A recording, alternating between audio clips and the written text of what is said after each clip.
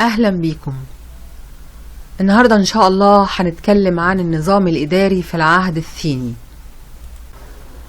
أو عهد الأسرات المبكر، عشان نكمل كلامنا عن الفترة دي، عصر الأسرات المبكر، واتكلمنا الفترة اللي فاتت عن الدين.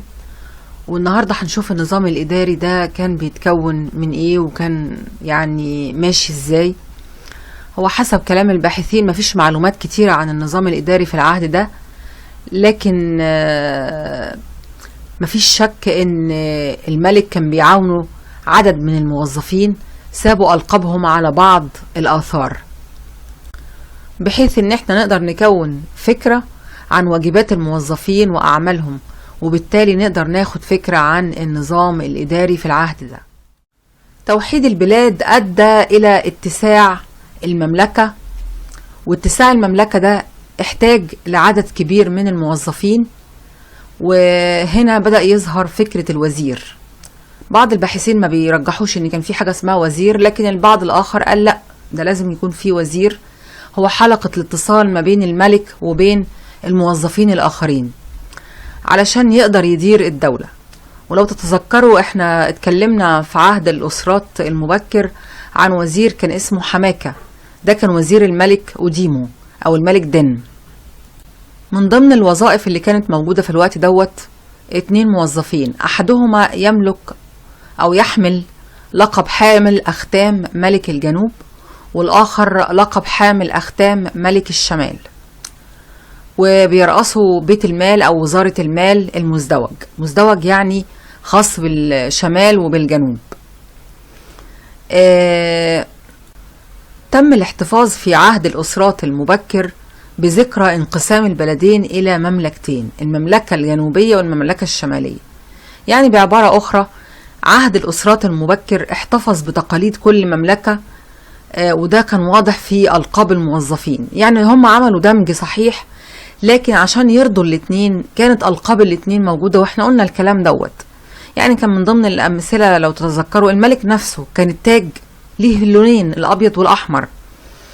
فهنا بنلاحظ ان الحكومة اللي كانت بتحكم كانت حكومة موحدة، لكنها كانت بتتعامل بتقاليد الحكومتين معا، الشمال والجنوب. وكان في مكتب خاص بيحفظ فيه المستندات الرسمية، والاحتفاظ بالمستندات الرسمية اللي بتسجل كل حاجة هو ده اللي سهل فيما بعد كتابة أخبار الملوك في العهد دوت، اللي هو عهد عتيق وقديم جدا على حجر باليرمو في عهد الأسرة الخمسة. مصر من قبل العصر العتيق كانت مقسمة إلى مقاطعات، واحنا قلنا الكلام ده لما اتكلمنا عن الدين والأساس اللي اتبنى عليه الديانة المصرية، ان هي كانت مقسمة إلى مقاطعات أو مجموعة مدن. يعني التقسيم الإداري كان موجود من أواخر العصر الحجري الحديث لو تتذكروا، واعتمد المصريين على الزراعة. الزراعة احنا قلنا هي الأساس اللي اتبنى عليه الحضارة المصرية القديمة، لأن هي اللي أسست لفكرة الاستقرار، فكرة الزراعة. يعني لو حبينا نفتكر بسرعة كده، قلنا إن الزراعة بتساهم في الاستقرار إزاي؟ اللي بيزرع زرعة لازم يقعد جنبها ويصبر ويستنى على الحصاد، فده أدى لوجود مساكن، والمساكن جنب بعضها هي اللي كونت القرى ثم المدن ثم المقاطعات يعني. فطبعا الزراعة كانت هي الأساس اللي اعتمد عليه المصريين، وكانوا بيعتمدوا على فيضان النيل. طبعا فيضان النيل كان بيتوقف عليه نظام الري، يعني نظام الري للمصريين كان بيتوقف على فكرة فيضان النيل. نعرف كمان ان في الفترة دي علشان ينظموا عملية الري كان طبيعي ان هم يبتدوا يفكروا في حفر الترع، وفي الفعل حفروا ترع وقنوات واقاموا جسور كمان. يعني الحاجات دي موجودة في مصر من عمر طويل، فكرة الترعة والقناة. نظام الري ده المصريين اهتموا بيه جدا، لان هم اكتشفوا ان الزراعة دي هي اهم حاجة بيقوم عليها دنيتهم وحياتهم كلها. أكد الباحثين ان عملية يعني الاهتمام بحفر الترع والقنوات استدعى وجود موظف بيشرف على الأعمال ديت، ليقوم بالتفتيش على القنوات. وده كان أصل وظيفة حاكم المقاطعة. يعني أهم حاجة كان بيقوم بيها حاكم المقاطعة هو الإشراف والتفتيش على القنوات والاهتمام بيها. وده من أول العهد الثيني أو عهد الأسرات المبكر وجدوا ظهور لقب عدج مر. عدج مر معناه المشرف على حفر القنوات، معناه المشرف على حفر القنوات. هو اللقب الرئيسي لحاكم المقاطعة أو المقاطعات مع بداية الدولة القديمة اللي جت بقى بعدها على طول. يعني المسمى أخذ وجوده أكتر. ويظهر أن أصحاب هذا اللقب في العهد الثيني كانوا هم أيضا حكام المقاطعات. يعني باختصار أن حاكم المقاطعة كان عمله الأساس اللي بيقوم عليه هو الإشراف والاهتمام بالقنوات والترع، على اعتبار أن هي عملية بتساهم في عملية تنظيم الري. وأهم اختصاص لحاكم المقاطعة أنه يحصل من الأرض بالوسائل المناسبة على أحسن غلة ممكنة، ويساهم في الثراء العام. والمقصود هنا بالثراء هو ثراء الخزينة الملكية.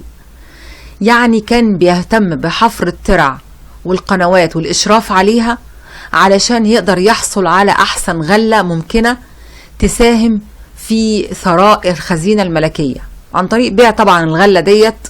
بيقدروا ان هم يعني يبقى عندهم أموال كافية داخل الخزينة الملكية. يعني احنا نقدر نفهم هنا ان كان عندنا وزارة مالية ووزارة ري بمفهوم النهاردة. ده من عصر قديم جدا. مصر فيها وزارة مالية ووزارة ري ما شاء الله يعني، وتنظيم إداري. من ضمن الأعمال اللي كان بيقوم بيها حاكم المقاطعة جنب الإشراف على الترع وجنب الحصول على أحسن غلة وزيادة المال في الخزينة الملكية عملية التعداد أو عملية الإحصاء. ومصر هي أول دولة عملت فكرة التعداد أو فكرة الإحصاء. وقلنا الكلام ده لو تفتكروا لما كنا بنتكلم عن الأسرة الثانية أيام الملك دن أو الملك أوديمو. وكانت عملية الإحصاء دي بيساهم كمان في حساب سن الحكم. يعني بيقدروا من خلال عملية الإحصاء دي يعرفوا الحاكم قعد كام سنة. طب هم عايزين يعرفوا الحاكم قعد كام سنة، هفكركم برضو إن كان في حاجة اسمها العيد الثلاثيني. العيد الثلاثيني ده اللي هو كان الملك بيحتفل فيه بمرور 30 سنة على الحكم ويثبت قوته علشان ياخد سنين حكم جديدة يجدد بيها حكمه في البلاد. طبعا اللي بنقوله ده دليل على حسن الإدارة في مصر. وفكرة التعداد دي كانوا بيقدروا ينظموا من خلالها فرض الضرائب. وفرض الضرائب هنا كان هيتم بالعدالة. يعني هم كانوا بيعملوا التعداد ده علشان فرض الضرائب يتم بعدالة تامة جدا جدا. كانوا كمان بيدونوا ارتفاع الفيضان عشان يقدروا يتنبأوا إذا كان هيبقى فيه رخاء في البلاد أو هيبقى فيه جفاف هيؤدي برضو لقلة الخير. كمان كل مقاطعة كان فيها محكمة أو هيئة قضائية. وده معناه إن كان فيه قوانين مكتوبة وإجراءات قضائية دقيقة. وكانت الهيئة مؤلفة من كبار الموظفين ويسند إليها إدارة المدينة والقرى اللي حواليها وإجراء الإحصاء ومراقبة الفيضان. وكان بيطلق على هذه المحكمة اسم جاجات. هنتكلم دلوقتي عن التقويم المصري القديم. قسم المصريين السنة ل3 فصول: فيضان، شتاء، صيف. كل فصل كان 4 شهور وكل شهر 30 يوم. يعني السنة بقت 360 يوم. بعد كده أضافوا لها 5 أيام عشان الأيام دي كانت بتمثل احتفال بعيد ميلاد المعبودات أوزيريس وإيزيس وست ونفتيس وحورس. الأيام دي اللي هي الأيام اللي يعني تم زيادتها على التقويم المصري موجودة لحد النهاردة. يعني التقويم المصري 365 يوم. والسنة المصرية بتبدأ نظريا مع شروق الشمس. معروف طبعا ان السنة الفلكية اللي احنا بنتعامل بيها دلوقتي اللي هي الميلادي 365 يوم وربع. عشان كده احنا كل 4 سنين بيجي فبراير 29 يوم. وبالطريقة دي يبقى التقويم المصري السنة فيه بتتقدم يوما كاملا كل سنة 5، يعني مش كل سنة 4 بقى، كل سنة 5، يعني بتتقدم شهر كامل بعد 12 سنة وهكذا. وظهر آثار دوت في بردية ترجع إلى عصر الرعامسة في القرن ال13 قبل الميلاد. الكاتب قال فيها إيه؟ الشتاء يجيء في الصيف، والشهور تنعكس، والساعات تضطرب، على أنه من الطبيعي أن تتلازم السنة الفلكية مع السنة المصرية بعد 1460 سنة، لأن كل 4 سنوات تتقدم السنة يوما كاملا. يعني لاحظنا أن مصر كان فيها نظام إداري من وقت قديم جدا، عصر الأسرات المبكر ده عصر عتيق اللي هو بداية العصور التاريخية. وظيفة الوزير كانت موجودة، ووظيفة حاكم المقاطعة، وكان له مهام معينة بيأديها وتحتيه موظفين تانيين. كان في وزارة مالية، وزارة ري، كان في وزارة فيها مستندات قدروا من خلالها بعد كده يسجلوا التاريخ. النظام ده معناه ان الدولة كانت منظمة جدا جدا من وقت قديم قوي. فكرة انهم يعملوا تقويم حتى لو شفنا ان هو مش منضبط قوي، لكن التقويم كان موجود، ده معناه ان احنا يعني مصر كانت قديمة وسباقة في كل شيء، يعني من اقدم الناس اللي اسست لاي نظام في العالم.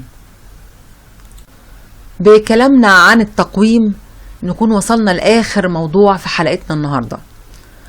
ان شاء الله باذن الله الحلقة الجاية هندخل في عصر الدولة القديمة والاسرة الثالثة، وبعد ما نتكلم عن العصر ده هنتكلم برضو عن مجمل الحالة الدينية والنظام الإداري فيها.